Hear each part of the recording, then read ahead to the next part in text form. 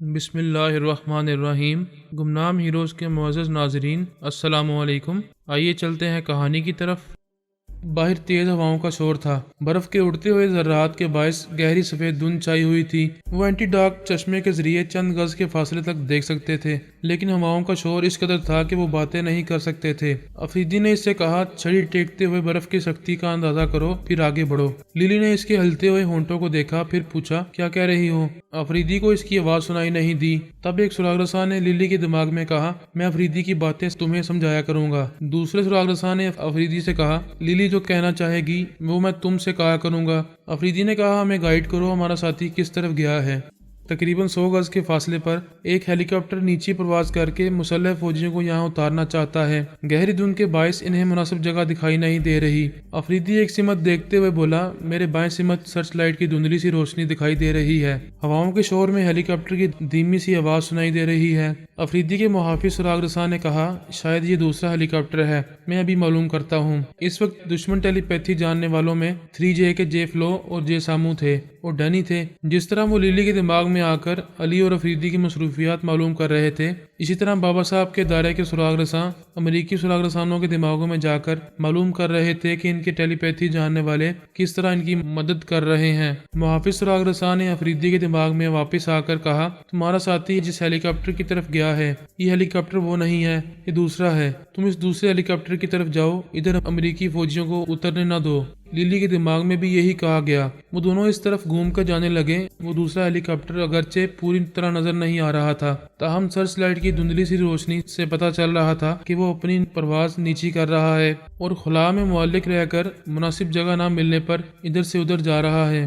علی جس ہیلی کاپٹر کی طرف گیا تھا، وہ بھی فضا میں کبھی نیچی اور کبھی اونچی پرواز کرتا ہوا مناسب جگہ تلاش کر رہا تھا۔ پھر علی نے ایک دشمن کے دماغ میں پہنچ کر ڈینی کی آواز سنی۔ وہ کہہ رہا تھا، ہیلی کاپٹر کی طرف جاؤ، اسے مخصوص سگنل دو، میں پائلٹ کے دماغ میں رہوں گا۔ تم اپنے ساتھی کے ساتھ سگنل کے ذریعے بتاؤ کہ ہیلی کاپٹر کو اتارنے کے لیے کون سی برفانی سطح ٹھوس ہے۔ علی ایک برفانی ٹیلے اور چٹان کے درمیان کھڑا ہوا تھا۔ اس نے خیال خوانی کے ذریعے اپنے ٹیلی پیتھی جاننے والے سراغ رساں سے کہا، میرے دماغ میں آؤ، دو دشمن ادھر آ رہے ہیں، ہم دونوں ان کے دماغوں میں رہیں گے۔ وہ علی کے پاس آیا۔ علی نے اسے دشمن کے ایک ساتھی کے دماغ میں پہنچایا۔ پھر اس نے مجھ سے کہا، پاپا آپ ہمارے لیے جو فوجی امداد بھیج رہے ہیں اسے روک دیں۔ میں نے پوچھا، بات کیا ہے؟ یہاں دشمنوں کے ہیلی کاپٹرز کو اترنے کی جگہ نہیں مل رہی، ان کے فوجی رسیوں کی سیڑھیوں سے بھی نہیں اتر رہے ہیں۔ یہ اندیشہ ہے کہ جہاں اتریں گے وہاں ٹھوس سطح نہ ہوئی تو وہ برف میں دھنس کر اندر دفن ہوتے چلے جائیں گے۔ ہماری امداد کے لیے آنے والوں کو بھی ایسی ہی دشواریاں پیش آئیں گی۔ میں نے کہا، یہاں سے 6 ہیلی کاپٹرز روانہ ہو چکے ہیں۔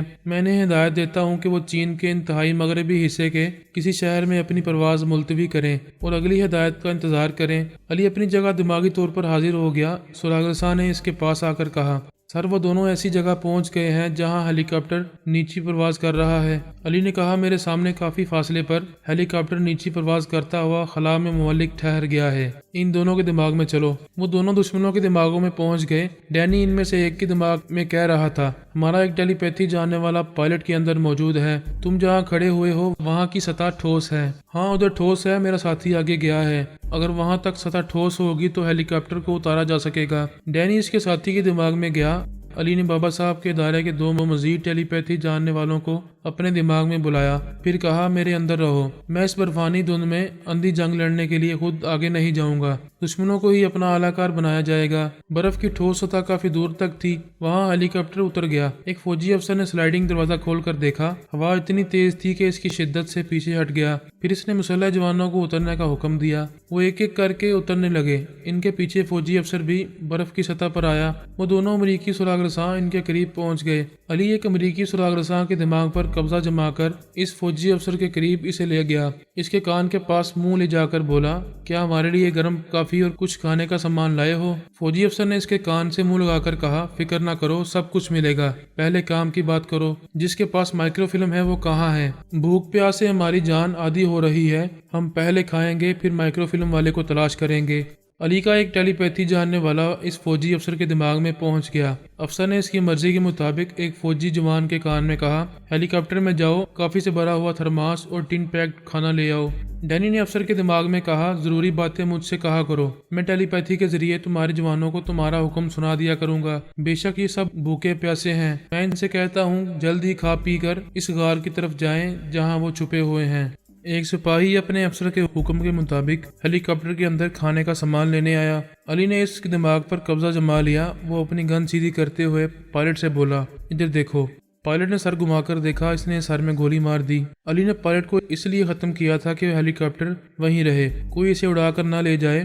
فائر کی آواز سب نے سنی۔ ڈینی نے چونک کر پوچھا، یہ گولی کس نے چلائی ہے؟ ہوا کے شور کے باعث ڈینی فوراً ہی سمجھ نہ سکا کہ ہیلی کاپٹر کے اندر گولی چلی ہے۔ علی سپاہی کے دماغ میں تھا، باقی 3 ٹیلی پیتھی جاننے والے اس افسر اور 2 دشمنوں کے دماغوں پر قبضہ جما چکے تھے۔ وہ سپاہی پائلٹ کو گولی مارتے ہی گھوم کر دروازے پر آیا، پھر اس نے تڑا تڑ 2 فائر کیے۔ 2 مسلح سپاہی اچھل کر گرے، پھر اٹھ نہ سکے۔ انہی لمحات میں 3 ٹیلی پیتھی جاننے والوں نے بھی اپنے اپنے اعلیٰ کار کے ذریعے فائرنگ کی۔ وہ تمام سپاہی سوچ بھی نہیں سکتے تھے کہ اپنے ہی لوگ ان پر گولیاں چلائیں گے۔ انہیں سنبھلنے اور اپنے بچاؤ کا موقع بھی نہ ملا، سنبھلنے سے پہلے ہی گولیاں کھا کر گرتے رہے۔ ڈینی ایسے غیر متوقع حملوں سے بکھلا گیا۔ وہ 4 اعلیٰ کار بننے والے اپنے ہی 2 لوگوں کو بیک وقت تنہا کنٹرول نہیں کر سکتا تھا۔ اس نے خیال خانی کی پرواز کی اور جے فلو کے پاس پہنچ گیا۔ جے فلو اور جے سامو اس دوسرے ہیلی کاپٹر کے پائلٹ اور فوجیوں کے دماغ میں تھے۔ وہ ہیلی کاپٹر بھی برف کی ٹھوس سطح پر اتر گیا تھا۔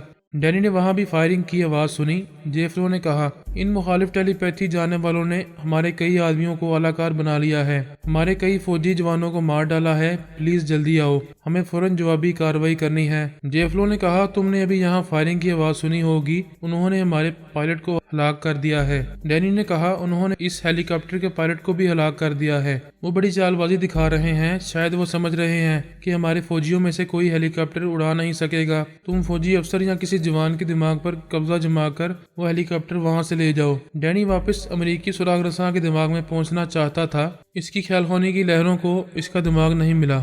بات سمجھ میں آ گئی کہ وہ مر چکا ہے۔ اس نے فوجی افسر کے اندر پہنچنا چاہا۔ اس دنیا میں اس افسر کی بھی غیر حاضری لگ چکی تھی۔ اس ہیلی کاپٹر میں افسر سمیت 8 مسلح فوجی آئے تھے، وہ سب پائلٹ کی طرح مارے گئے تھے۔ 2 امریکی سراغ رساں بھی نہیں رہے۔ وہ جے فلو کے پاس آ کر بولا، ہمارے دشمن صرف 3 ہیں مگر بھاری پڑ رہے ہیں، انہوں نے ہمارے سب جوانوں کا خاتمہ کر دیا ہے۔ جے فلو نے کہا، اس کا مطلب یہ ہے کہ انہیں یہاں سے فرار ہونے کے لیے ایک ہیلی کاپٹر مل گیا ہے۔ ایسے وقت جے سامو نے آ کر کہا، یار فلو، ہمارے 4 ہیلی کاپٹر برفانی علاقے سے دور اترنے کے لیے چلے گئے ہیں، یہاں اترنے کی محفوظ جگہ نہیں مل رہی تھی، نیچے سے ہمارے سراغ رساں سگنل نہیں دے رہے تھے، پتہ نہیں سب کہاں مر گئے ہیں۔ ڈینی نے کہا، ان 4 ہیلی کاپٹروں کو جانا ہی تھا، یوں ہی پرواز کرتے رہتے تو ایندھن ختم ہو جاتا۔ اسی وقت ایک فائر کی آواز سنائی دی۔ تمام فوجی ہیلی کاپٹر کے اندر بیٹھے ہوئے تھے۔ پائلٹ کی ہلاکت کے بعد کسی نے باہر جانے کی نادانی نہیں کی تھی۔ وہ نہیں جانتے تھے کہ فائر کرنے والے اس دھند میں کہاں چھپے ہوئے ہیں۔ جے فلو نے کہا، ان فوجیوں کا ہیلی کاپٹر کے اندر رہنا مناسب نہیں ہے، وہ اس ہیلی کاپٹر کو تباہ کر سکتے ہیں۔ ڈینی نے کہا، ان سب کو باہر جانے کا حکم دیا جائے، ان میں سے ایک تو مر سکتے ہیں، باہر جانے سے یہ تو معلوم ہوگا کہ فائرنگ کس سمت سے ہو رہی ہے۔ جے فلو نے کہا، تم فوج کے اعلیٰ افسر ہو، انہیں باہر جا کر دشمنوں کو تلاش کرنے کا حکم دو۔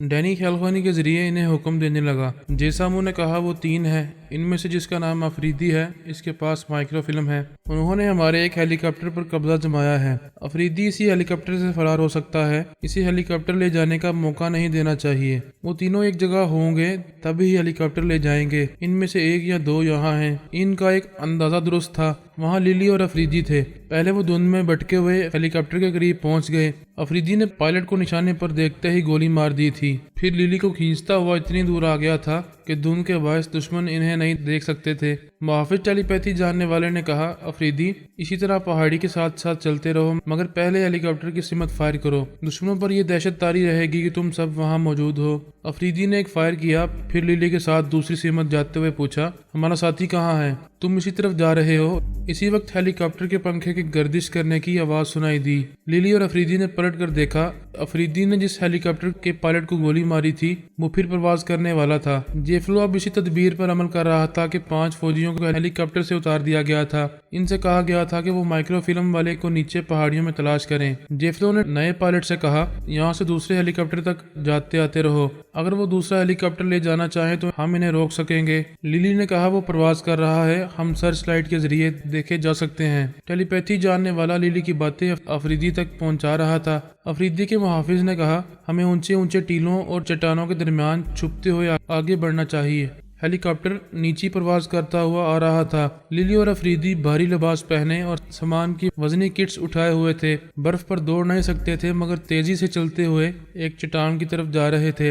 हेलीकॉप्टर से फायरिंग होने लगी। वो दोनों बर्फ पर ऊंधे मुंह गिर पड़े। फिर चारों शाने चित होकर हेलीकॉप्टर की तरफ मतवातर गोलियां चलाने लगे। वो प्रवास करता हुआ आगे गया, फिर आगे जाकर वापसी के लिए घूमने लगा। वो दोनों चारों हाथों पैरों से बर्फ पर रेंगते हुए एक चट्टान की तरफ जाने लगे। इधर डैनी ख्यालखानी के जरिए फौजियों से कह रहा था, जिधर हेलीकॉप्टर एक दायरे में घूम रहा है उधर जाओ। दो मुखालिफिन को देखा गया है, इनमें से एक के पास माइक्रो फिल्म हो सकती है। वो तमाम मुसल्लह फौजी अपनी अपनी नोकीली छड़ी टेकते हुए बर्फ की ठोस सतह पर चलते हुए उधर जाने लगे। लिली और अफरीदी बर्फ पर रेंगते हुए चट्टान के पीछे आए तो पता चला इसी गार के दहाने पर पहुंच गए हैं जहां उन्होंने पहले पनाह ली थी। अफरीदी ने सोचा, जब हेलीकॉप्टर वाले हमें ना पाकर वापस चले जाएंगे तब हम यहाँ से जाएंगे। मुहाफिज टेलीपैथी जानने वाले ने कहा, गार में ना जाओ, दुश्मन वहां पहुंच सकते हैं, छुपते हुए आगे बढ़ते जाओ। वो लिली के साथ गार के दहाने से दूर होकर जाना चाहता था। इसी वक्त हेलीकॉप्टर की करीब आती हुई आवाज सुनाई दी। इसने एक तरफ घूमकर देखा, हेलीकॉप्टर करीब पहुंच रहा था। वहां से फायरिंग हो रही थी। वो दोनों पलटकर फिर गार की तरफ जाना चाहते थे। फायरिंग करने वाले बहुत कम फासले से गुजर रहे थे। कई गोलियां इनकी तरफ आ रही थीं। अचानक लिली के हल्क से चीख निकली, फिर खामोशी छा गई। वो बर्फ पर ऊंधे मुंह पड़ी थी। अफरीदी फायरिंग से बचने के लिए उछलकर लिली के करीब आकर गिर पड़ा। हेलीकॉप्टर दूर जाने लगा। इसने लिली को दोनों हाथों से थामकर सीधा किया। इसकी पेशानी से बहने वाला खून शदीद सर्दी के बायस जम गया था। इसकी आंखें बंद हो गई थीं। इसने दोनों बाजुओं में से उठाया, फिर वहां से चलता हुआ गार के अंदर आ गया। इसी वक्त हेलीकॉप्टर एक चक्कर लगाकर वापस आ रहा था। अब लिली और अफरीदी इन्हें नजर नहीं आ रहे थे। अफरीदी गार के अंदर इसे एक जगह लिटाकर किट से मरहम पट्टी के लिए फर्स्ट एड बॉक्स निकाल रहा था। लिली जहां पर ऊंधे मुंह गिरी थी वहां सख्त नोकीली बर्फ थी। इसकी पेशानी में चुभ गई थी। अफरीदी इसकी मरहम पट्टी करने लगा। जख्म गहरा नहीं था। वो बेहोश नहीं हुई थी, जरा चकरा गई थी। इसने आंखें खोल दी। मुहाफिज टेलीपैथी जानने वाले ने अफरीदी से कहा, तुम्हारे साथी ने एक हेलीकॉप्टर पर कब्जा किया है, यहाँ से फौरन निकलो, वो तुम दोनों का इंतजार कर रहा है। लिली उठकर बैठ गई। अफरीदी फर्स्ट एड बॉक्स को किट में रखकर खड़ा हो गया। ऐसे ही वक्त बाहर से फायरिंग हुई। वो दोनों गार के अंदरूनी हिस्से की तरफ जाने लगे। दुश्मन गार के दहाने पर पहुंचे हुए थे।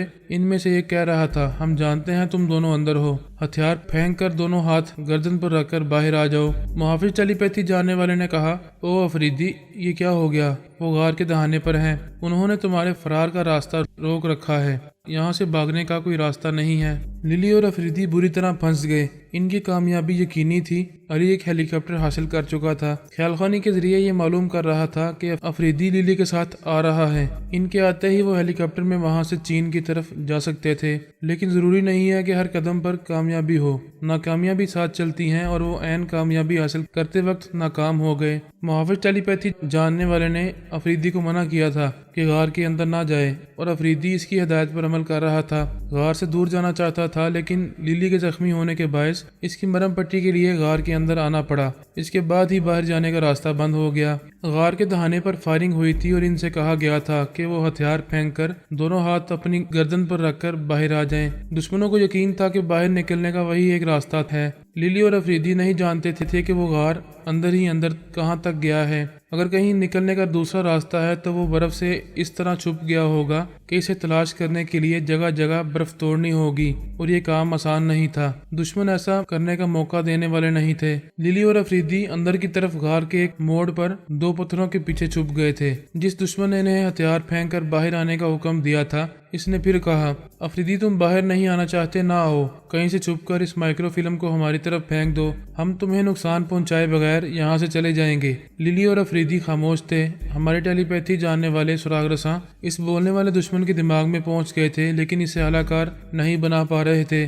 क्योंकि डैनी, जे फ्लो और जे सामू ने इसके दिमाग पर बड़ी मजबूती से कब्जा जमा रखा था। इसने कहा, देर ना करो, तुम्हारे टेलीपैथी जानने वाले मेरे दिमाग में गड़बड़ करना चाहते हैं। मैं तुम्हें और इन्हें कहता हूँ मेरे दूसरे साथियों के दिमागों में कोई नहीं पहुंच सकेगा। ये सब गूंगे बने रहेंगे। अगर तुमने मुझे किसी चालाकी से अपना अलाकार बनाया तो ये गूंगे साथी मुझे गोली मार देंगे। अली ने कहा, अफरीदी किट से मिनी मशल निकाल कर जलाओ, इसकी रोशनी में गार के अंदर दूर तक जाओ। बाहर निकलने का कोई दूसरा रास्ता ना मिले कोई बात नहीं, दुश्मन माइक्रोफिल्म के लिए गार के अंदर आने पर मजबूर होंगे। दुश्मनों को अपने पीछे आने के लिए ललकारो। अफरीदी ने किट से एक मिनी मशल निकाल कर जलाई, फिर अब बुलंद आवाज से कहा, ये ना समझो हमारे लिए बाहर निकलने का दूसरा तीसरा रास्ता नहीं है। हम यहाँ अंदर ही अंदर दूर तक जा रहे हैं। माइक्रोफिल्म चाहिए तो चले आओ। इसके हाथ 1 फुट की छोटी सी मशल थी। इसकी रोशनी से गार दूर तक रोशन हो गया था।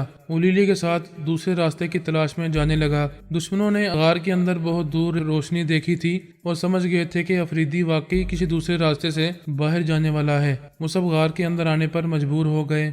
इनमें से एक ही दुश्मन बोल रहा था। इसने कहा, अफरीदी तुम हमाकत कर रहे हो, दूसरा रास्ता नहीं मिलेगा। हम तुम्हें गोली मार देंगे और माइक्रोफिल्म हासिल कर लेंगे। तुम्हारे टेलीपैथी जानने वाले तुम्हें हलाकत से नहीं बचा सकेंगे। अफरीदी ने मशल बुझा दी। दुश्मनों को बहुत दूर रोशनी दिखाई दे रही थी। वो रोशनी बुझ गई। पूरे गार में गहरी तारीकी छा गई। वो सब सोच में पड़ गए, आगे बढ़ना चाहिए या वापस गार से बाहर जाना चाहिए। डैनी, जे फ्लो और जे सामू ने इनके दिमागों में कहा, तुम में से कोई वापस नहीं जाएगा। इस माइक्रोफिल्म को हर हाल में हासिल करना है। लिली पहले इसका बाजू थामे हुई थी। तारीकी फैलते ही वो इससे चिपक कर बोली, मशल क्यों बुझा दी? हम आगे कैसे बढ़ेंगे? वो झुककर इसके कान में बोला, जो कहना हो कान में कहा करो, वरना आवाज सुनकर दुश्मन मालूम कर सकते हैं कि हम कहाँ खड़े हैं। इसने तरीकी में इसके चेहरे इसे अपनी तरफ झुकाया, फिर बोली, तुम किसी टावर की तरह ऊंचे हो। मुझे बात करने के लिए बार बार तुम्हारा सर पकड़कर झुकाना होगा या तुम मुझे ऊपर उठाया करोगे। इसने दोनों बाजुओं में इसे लेकर उठाया। दोनों के चेहरे एक दूसरे के बराबर हो गए।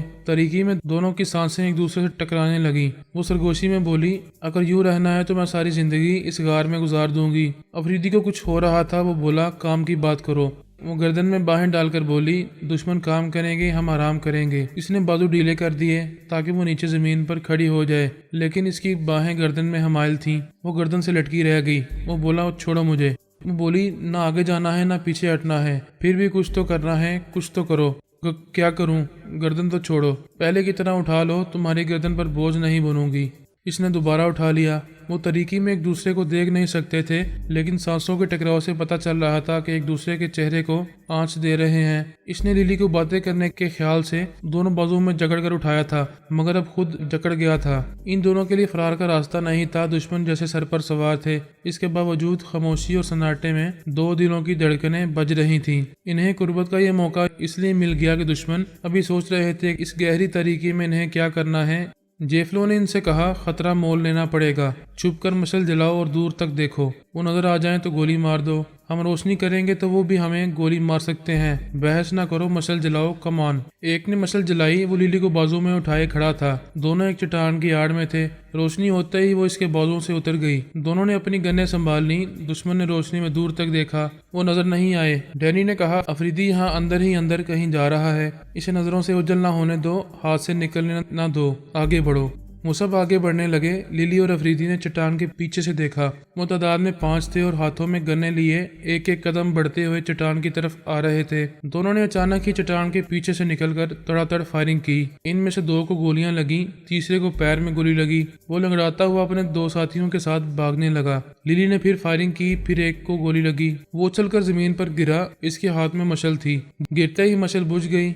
मशल के साथ वो भी बुझ गया। डैनी ने गुस्से से कहा, गधे के बच्चों, तुम एक आदमी को मारकर माइक्रोफिल्म नहीं ला सकते। मैं क्या करूं? उन्होंने अचानक फायरिंग की थी। तुमने ये क्यों नहीं सोचा कि वो चट्टान के पीछे छुपे होंगे? सर, आपको भी यही समझकर हमें गाइड करना चाहिए था। You shut up. अपने जख्मी साथी की मरहम पट्टी करो। अंधेरे में कैसे करूं? ये जख्मी मेरे लिए मुसीबत बन जाएगा। दुश्मन इसके दिमाग में पहुंच गए होंगे। हमारे जो मुसल्लह फौजी हेलीकॉप्टर में थे, अब इन्हें यहाँ भेजें, मैं तनहा रह गया हूँ। लिली ने अफरीदी से कहा, वो 5 थे, हमने एक को जख्मी और 3 को हलाक किया है, एक रह गया है। वो बोला, आगे एक बड़ा पत्थर है, हम फायरिंग करते हुए इस पत्थर के पीछे जाएंगे। वो अंधेरे में करीब होने वाली फायरिंग से परेशान होगा, हमसे दूर होने के लिए गार के दहाने की तरफ जाएगा। इस तरह हम इसे रंगेते हुए गार के बाहर ले जाएंगे। मुहाफिज ने कहा, अच्छा आइडिया है। इस तरह दुश्मन को गार से बाहर ले जाकर हलाक करना कुछ ज्यादा मुश्किल नहीं होगा, लेकिन फिल वक्त अपनी जगह से हरकत ना करो। हमें गार से निकलने के लिए इसे हलाक करना चाहिए। इसे हलाक करके गार से निकलोगे। बाहर 2-4 मुसल्लह फौजी हैं जो हेलीकॉप्टर से तुम दोनों पर फायरिंग कर रहे थे। ان سے باہر نمٹنا بہتر ہوگا۔ ان حالات میں حکمت عملی کو سمجھو۔ وہ چاروں دشمن اپنے ساتھی کی مدد کرنے اس غار میں ضرور آئیں گے۔ وہ تم دونوں کو غار میں گرنا چاہتے ہیں، ان کی خواہش پوری ہونے دو۔ افریدی نے حیرانی سے پوچھا، یہ کیسا مشورہ دے رہے ہو؟ اس طرح ہم غار سے نکل نہیں سکیں گے۔ افریدی، تم اسی طرح تجربات حاصل کرو گے، وہ سب تمہیں گھیرنے آئیں گے، غار میں داخل ہوں گے۔ ان کے پیچھے تمہارا ساتھی علی غار کے دہانے پر راستہ روکے گا، ادھر تم دونوں ہو، اس طرح دشمن تم تینوں کے درمیان پھنس جائے گا۔ افریدی نے قائل ہو کر کہا، ہاں یہ ہے حکمت عملی، ہمارا ساتھی انہیں غار سے باہر نہیں جانے دے گا، وہ ادھر سے فائر کرے گا، ہم ادھر سے، آگے اور پیچھے کا راستہ بند رہے گا، دشمنوں کو فرار ہونے کے لیے تیسرا راستہ نہیں ملے گا۔